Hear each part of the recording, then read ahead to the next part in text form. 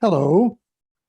Hello, everyone, and welcome to Collapse Club, where our topic is how are we to live in the time of collapse? I am David Baum in Seattle, and with me today is John Doyle from Brussels. Hello, John. How you doing, David? Great to see you again. Nice to see you. John, one great thing about you is you are a citizen of the world. That is to say, you work for the European Commission. You're not here on their behalf, but you work for them and you're in touch with human society. It gives you a vantage point. Can you tell us a little about what you do? Well, the official job, the day job, funnily enough, is I work in a thing called a Director General Connect, which is kind of looks after e-communications legislation and research and development and information society and artificial intelligence and all that sort of stuff. And my particular job is I work in the international unit and I look after our relationships in kind of digital terms with a series of countries, oddly enough, Canada, some of the microstates here, the EFTA countries, so the European Free Trade Association countries. So that's the day job, which is most interesting. I do spend a fair amount of my day job annoying my peers by sort of saying, even DG Connect should be involved in these great challenges. And people sort of saying, no, not really. But that's okay, because the Commission affords you, within reasonable limits, which I have yet to discover, the possibility to dip your toe in everything. And well, as it seems to me, as we're living in end times, I don't see any reason that I can't dip my toe in lots and lots and lots of things as a concerned citizen, as a contributor to wherever anybody might want me to be. I take part in a lot of foresight activities, which I like to define as predicting the present. Most people seem to think it's something to do with the future. I feel it very much isn't. It's all about understanding what's happening now, which is a predictive thing, oddly enough, because nobody has any genuine feeling for what it is in the moment. I'm sorry. Yeah, go ahead. You have a reputation as a bit of a doomer. Yes. So when you talk about what's happening in the present, what do you think is happening in the present? The unfolding of what has been inevitable to those of us who are able to begin to admit it to ourselves in the early 2000s happens now. We have our climate goes over a cliff. People think, oh, well, look what's happening in China, the worst climate catastrophe in the history of mankind. Extraordinary droughts and heating they're having. Look what's happening in California, Australia, Europe, the UK. Oh, wow, poor old Pakistan. It's time we turn down the heat a notch or two. I don't think so. We're at that point where we've tripped so many switches that we don't get to turn down the heat. My personal opinion is that the human race probably has months left. No guarantee there, incidentally, were we to get a blue ocean event and a massive methane outburst in October. Not impossible. We probably have months left. We probably have years left. We don't have decades left. So that's what I feel is happening in the present. Well, that's a. I think it's a nice way of summing it up. People always ask me when. Now, if you really want to know, my wild guess would be October 2026. But we won't go into the reasons why I think that. But I think it's more reasonable to sort of say, we have days, we have weeks, probably have years. We don't have decades. Well, that's a very sobering message, and for people who aren't familiar with hearing that, I presume it's terribly scary. You, in a recent talk, you said you were asking people to give up their hope and live without hope and also without fear. Yes. How does that work? I think Blake. I have to show the world that David has but this is the God of the left hemisphere. I've been a Blake fanatic since I was 22, and David put me onto this marvelous work which I've just got from my holiday reading. I can't wait to get beside Well, I don't even care if I'm beside a pool. I can't wait to get to a comfortable chair with no one around and start reading that. So how do you live with no hope and no fear? I think the first thing to appreciate is I think that's almost the definition of living in the moment. Hope is some kind of contrived expectation as to something different happening at some point in the future that can never exist. Fear is well, I think it tends to be built on something that happened in the past that no longer exists either, and again becomes a projection of the past into the future. So hope and fear seem to me to be what Blake might call contraries, or the opposite side of the same coin. I think the trick is to live in the moment. Now, that moment, as Alan Watts might say, is not the infinitesimal time between the past and the future, as delineated by a very skinny hand on an old-fashioned watch. Living in the moment is, and it appears to pass linguistic consummate description. It's one of the things that I found breathtaking when I was with those marvelous First Nations women from in the Kindred Spirits ceremony and conference that we did in Ireland. This moment where there's a chant going on and suddenly there's a drum being struck. And I mean, it's not as if they're musicians. In fact, they're not musicians, because there were some Irish musicians there who were musicians. But there's this sudden realization that there's a resonance at a level that you can't, that you probably can't even articulate, but you can certainly experience it. We appear to be able to share that experience. That would be kind of a version of living without hope and without fear, living here. Are you talking about a kind of spirituality? I suppose you could call it that, but I feel that's to cheapen it. Sorry, I don't. For anyone who's spiritual, I don't mean spirituality is cheap. But I think it's just rationality. I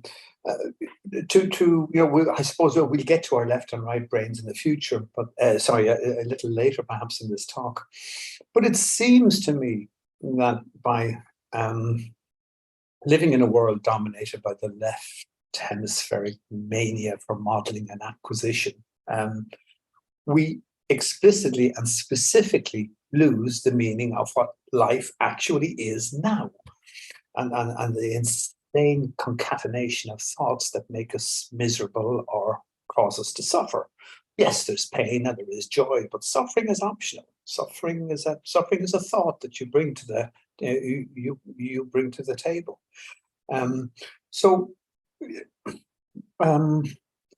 There's nothing woo-woo about it. It's extremely practical. It's fantastic to realize that, for example, Lao Tzu's Tao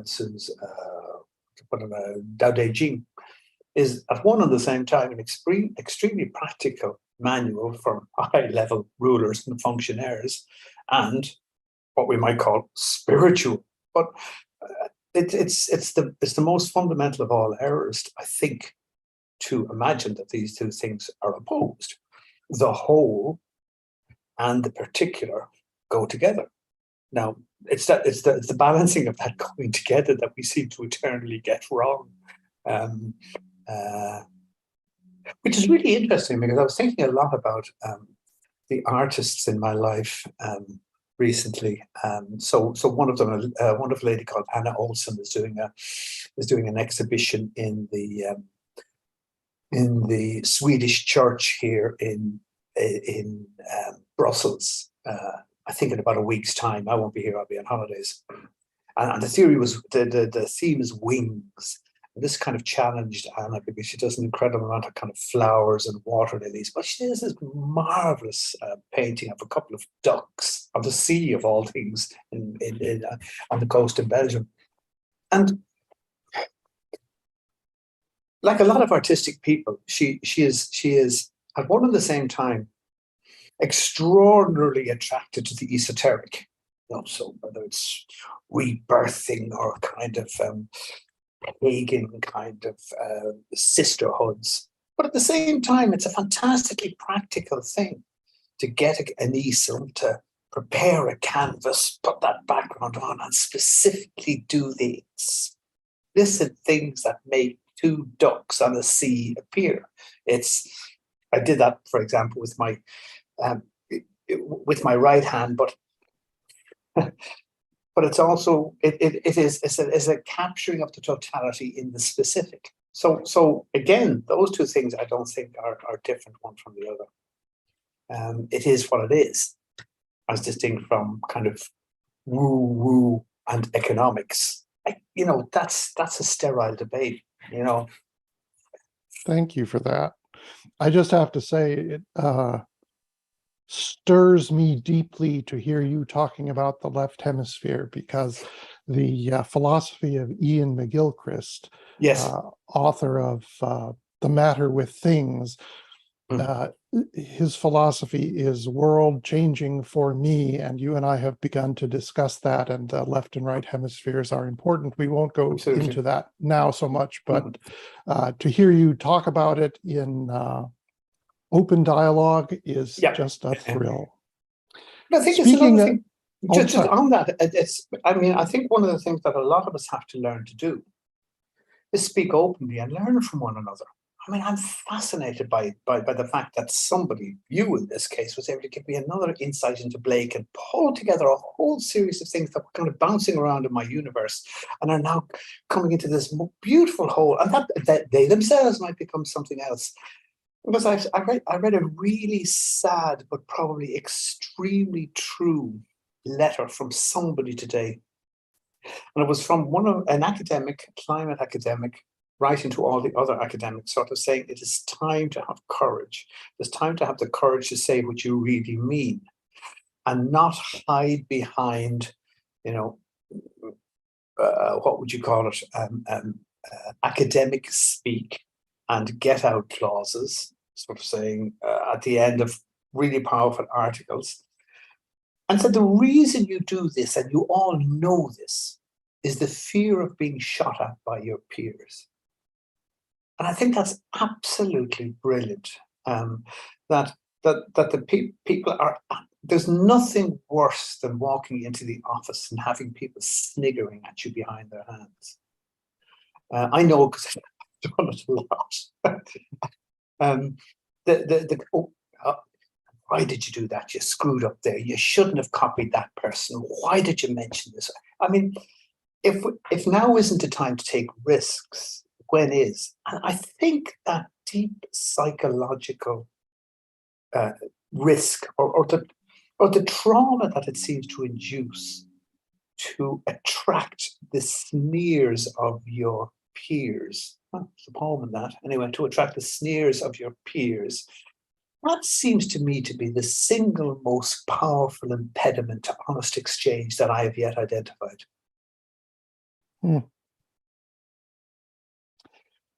Well, speaking of it is what it is, I would like to ask you about your evaluation of the scientific situation.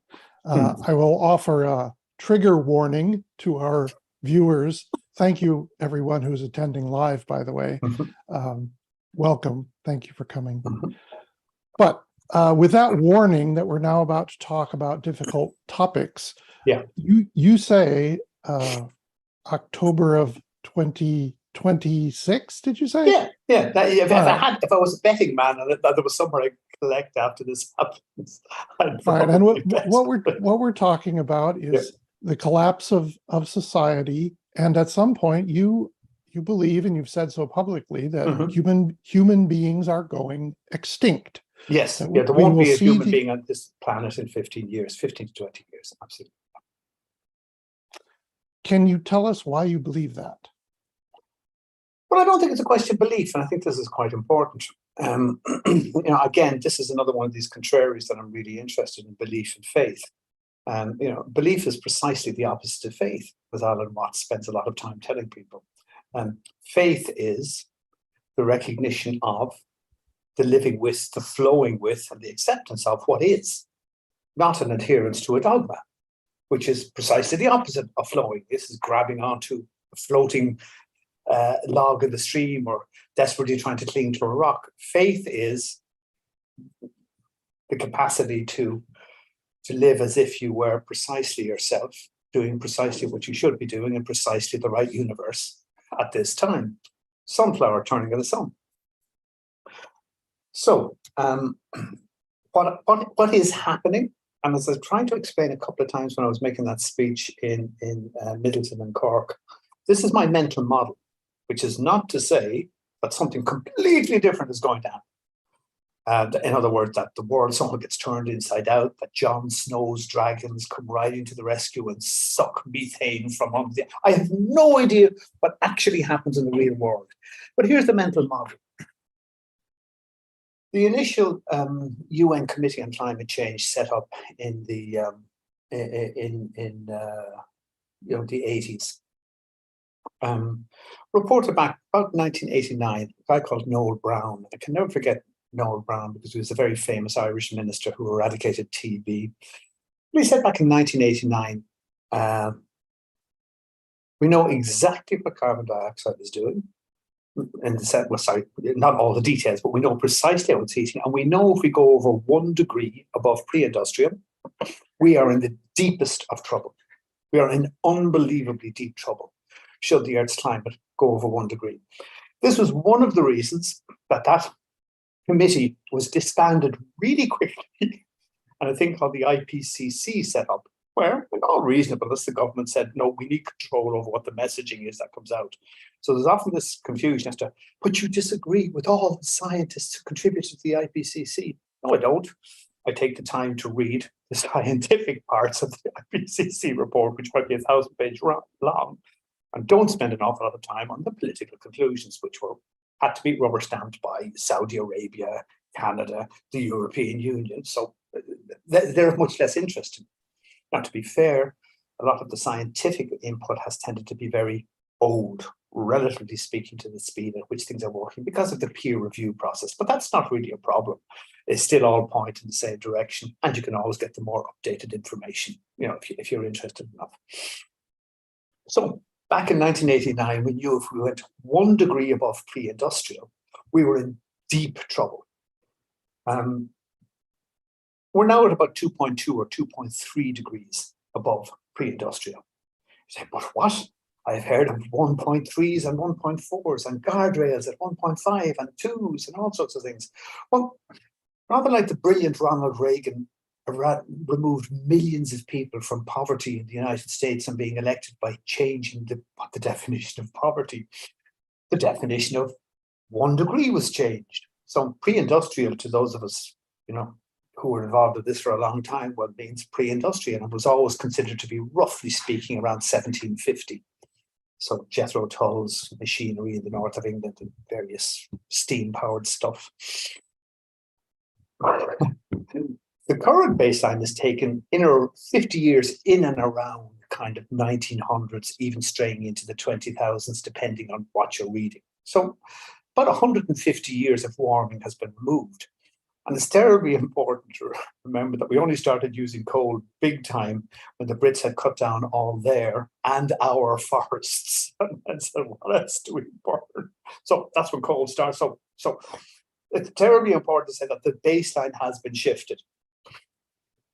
So that's probably that's one major contributor. There are 6 or 7 other contributors that badly bias those figures. Much fewer temperature sensors happening in places like the remote Arctic. Well, it's hard to put temperature sensors up there and read them, or has been. So there might be 3 or 4 across a couple of 100 square kilometers in the East Siberian Arctic shelf, where there'd be 300 in Manhattan. So that makes sense. Systemic errors. Measuring, for example, land temperatures 1 meter above the ground. Of course, it's actually hotter on the ground, and that's where the plants germinate and what all the issues are. Measuring seawater temperature actually in the sea, where it's actually warmer than the air. That's what you just use floating buoys. I mean, it kind of makes sense. So there are a series of maybe 8, 9, 10 issues that when you just add them up, you very easily get to 2.2. Oh, sorry, I should also say that, that there's a significant addition for the period before 1750 and, man's initial warning of forests and so on and so forth.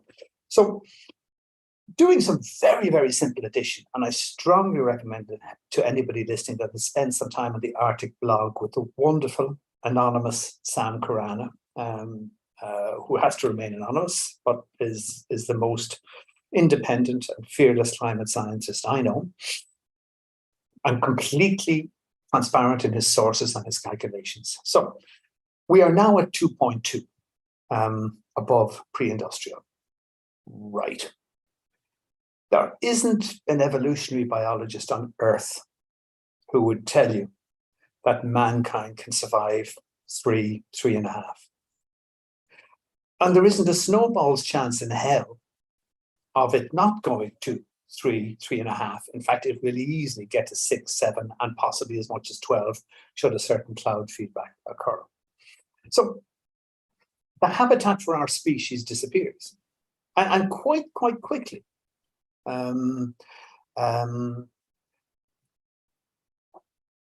Why could it be as soon as 2026?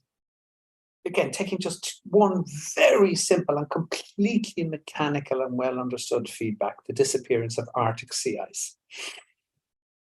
Arctic sea ice is like having a lump of ice in your G&T. This is water, no ice. And you're wandering around the cocktail party and your drink is lovely and cold, right until the moment till the last piece of ice disappears. You put it down the table, you pick it up 30 seconds later and it's as warm as hell. So bloody hell happened. What ice is a fantastic absorber of what you might call excess heat.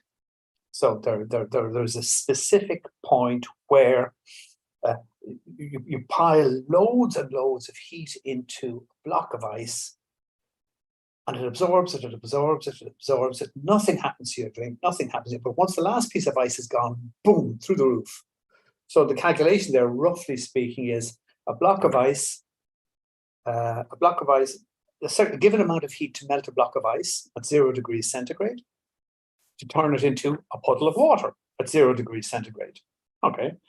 If you put the same amount of heat into the puddle of water at 0 degrees centigrade, what will it do to the temperature of the puddle of water? You might think 1 degree, 2 degrees, 10 degrees. It raises it to 81 degrees. Wow. So the ice is like this massive capacitor. It's just absorbing. And when it's finished, boom. There is no way that we will not have blue ocean in the Arctic within 3 years.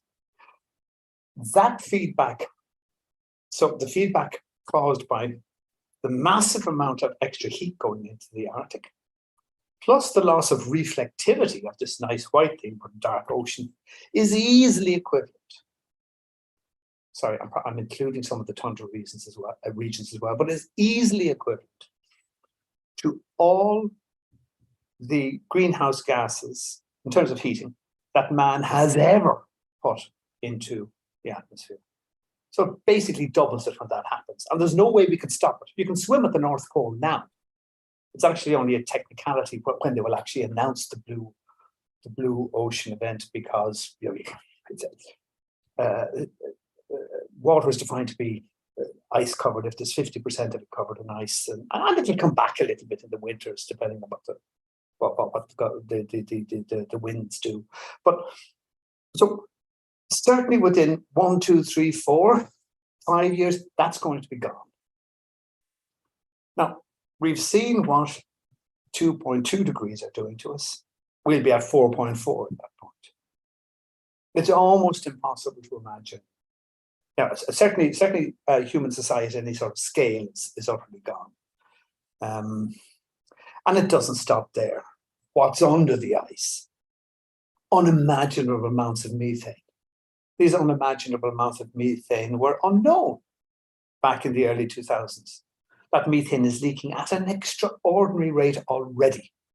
It could easily just go in 150 gigaton, boom, at which stage we're kind of wok fried rather than gently simmered. It's there and it's leaking. And the levels are constantly going up. Globally mixed, it's at over 2,000 parts per billion now. Now, 2,000 parts per billion is interesting because over a single year, methane has 200 times the impact on global warming than does CO2. So at 2,000 parts per billion, that's 400 parts per million over a year, which is the same as the CO2 that's up there. And it's going up like a rocket, and there's no turning it back. And it's not just so okay. Okay. Well, anybody who wants to really do this stuff, just go to Sam Carana's site, spend some time with Sam, send him emails. He is wonderful. He has no axe to grind. He has no belief system. He's an honest man or woman. And yeah, so I'll stop now. Well, I just want to say that even I, a dyed-in-the-wool doomer who has been paying attention for years, yep. I start to have anxiety, fluttering in my chest. You start talking about these things with the numbers, etc. It's very intimidating. Yes. And let me just summarize what it sounds like. What you expect is that the final melt of winter ice in the Arctic will precipitate a very rapid temperature rise because the heat will no longer be able to go into melting ice. Correct. It will simply go into the ocean. Yes. And so it'll be a quick rise, which then triggers potentially even more methane release, which then is a giant feedback loop tending toward rapid, massive heating throughout the world, thus precipitating the absence of human habitat. To be fair, it could be even worse than that because it's good. Worse than that. Please, John, tell us. As you enter into kind of doomsday scenario, as your mother dies or whatever. I mean, there's a really weird one now because there's so much warm water sweeping up into the Arctic. And as Sam and a couple of other modelers have pointed out, the fact that the ice is kind of spreading a little bit, although it's incredibly thin, may actually be stopping the warm waters from cooling and accelerating the heating of the methane. Good. So what can actually happen is that the ice could open, we go poof, and it could be bloody hell, it's 90 degrees. Well, it would be 90 degrees, but you know what I mean. So I watched a marvelous movie which I recommend to everybody who's watching, and it's called Belfast. It was Kenneth Branagh's story about growing up in Northern Ireland. Well, it's not at all what you think. There's a single stylized punch thrown, so there's no violence for anybody who can't take violence in movies. It is incredibly beautiful. It's 4 gorgeous love stories mixed up one with the other, and the story of a family. It is incredibly beautiful. But there's a wonderful moment where a chap tells a joke, and it's a fella talking to his doctor, and the doctor says, "Listen, I've got bad and even worse news for you." He says, I'm afraid you've got a week to live. You'll be dead in 7 days. And he says, that's the good news. He says, what's the bad news? He says, I've been trying to phone you for the last week. So, unfortunately, I don't really, But I mean, we have to move on from that and say that, first of all, those are mental models. Those are statistics. In any, to give the left brain its due, it probably has some relationship with reality. The left brain has done lots of good things here. We are talking across time and space in a remarkable way. So it would be totally false of me to suggest that this might not come to pass. But it might not come to pass. Reality is what reality is. I have no idea. And I'm in this moment with you now, and that's what matters. Well, the thing I notice is that you just told us about a movie that you really enjoyed. And the fact that you can enjoy a movie and we can enjoy reading books and talking to people and living our lives, even as this specter of apocalypse bears down on us, I think that's important. You have said several times, I've heard you say it, given that there's nothing you can do about it, then everything remains to be done. Yep. That What do you almost mean sounds by that? profound. Say again? Well, it almost sounds profound, and I Ah, certainly don't think of myself as being profound. But I mean, that's it, isn't it? I mean, the tyranny of the eternity that we always think we have in front of us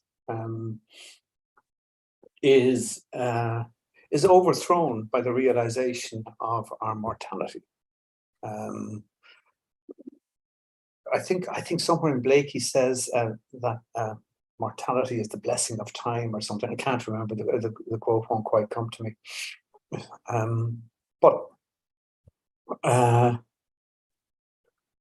when it's possible to endlessly distract yourself with your job, your ambitions, your desires, or whatever it is, we will do that. I think it's given to relatively few people, particularly given the way we live, although I'm not sure whether the structures of society would radically change the way people might behave.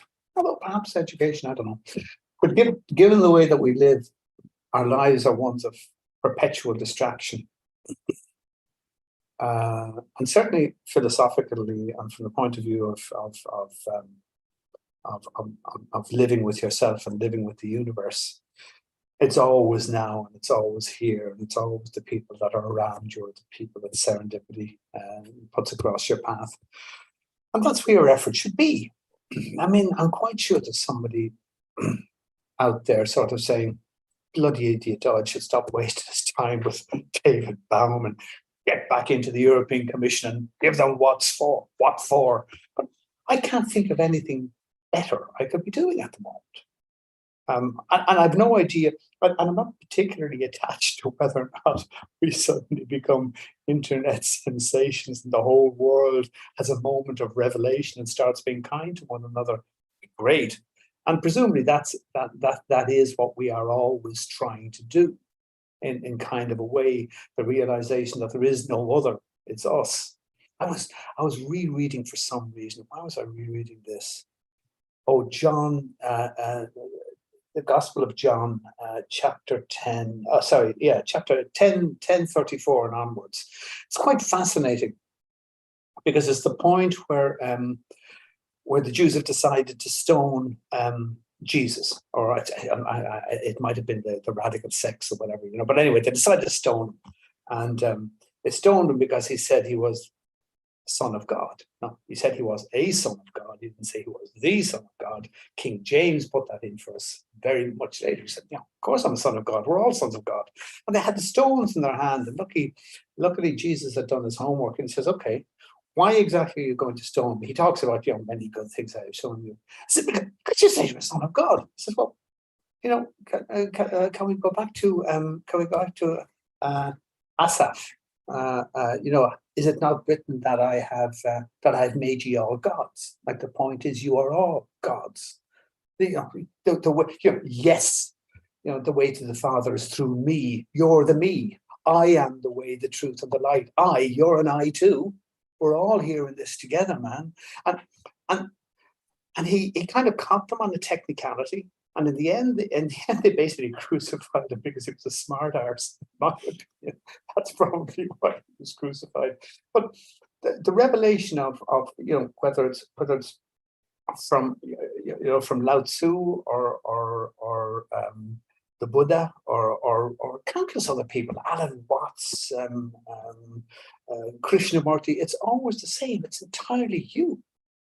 Are you looking for this answer? Well, that there isn't anyone else to look what's in here. And if you found somebody you're really interested in listening to, kill him. Kill the Buddha was kind of a joke that was going around at some stage. So, what were we talking? Yeah. Anyway, the answer, as always, lies within, and probably more deeply within than can be glibly articulated linguistically without there being endless misunderstandings, which is probably good because somebody would change the words anyway, but the meaning of the words would change. I'm fascinated that in my lifetime, for example, departments of war became departments of defense. Defense became homeland security. Oversight, which was a mistake you made by not doing something, has become supervision. Wow, you know, I mean, heaven and hell marrying constantly. So it bubbles up from, we were talking just before we came in there, bubbles up from the old reptilian stem with the limbic system, I don't know what. And that's the truth of the lived experience. The words, good and all as I am with words. Well, here's a question I have for you. I tread the same path as you, Watts and the Buddha, and lately Ian McGilchrist are my spiritual fathers. So I'm there with you. Here's what happens to me. I am fine being in the present moment, and I am fine letting go of everything. However, nevertheless, I still notice that the world is dying, that the beautiful, beloved earth is suffering, and that if the story plays out as you see, and I agree, then something incredibly momentous and sad, even terrible, is happening. And so, given the marvelous philosophies that we take refuge in, how are we, nevertheless, to deal with the terrible and tragic history of humanity? It's a very powerful question, and it is the only question. Oddly enough, I have found what I think to be an extremely simple answer, and that is to be with that terror and that awfulness, to be with it. I don't push it away. I don't kind of get depressed, but I can kind of disappear, or so I'm told, for months on end, breathing it in, all of it. Absolutely every last piece of it. And then understanding, so for example, in your beautiful discourse there's a couple little hooks that I would be spending a lot of time. So something terrible and awful is going to happen, but how do we know? This is the universe breathing in, breathing out. Death is an inevitable part of life. What gave birth to life anyway? The void. So that's where I'd be, you know, if I had just said what you had said, that's where I would be stuck on now. And the reason for doing this is I was spending a lot of utterly fruitless time trying to meditate and concentrate on my breath. When I had what I consider to be a genius insight, and if I go down in history that will never be written, I wanted to be for this. I decided to start messing with my own brain. So I said to myself, okay, come on, all the thoughts you want, come on, I don't care, load them onto me. And every time I would load on the thoughts, my breath would suddenly start sneaking in the way my thoughts used to sneak in. And this is what I find now, whenever I get totally panicky, suddenly I'm in the presence of my breath. My breath is now the ambusher rather than my thoughts. I don't know if anybody has ever thought of this before, but it seems completely insane, but it works for me.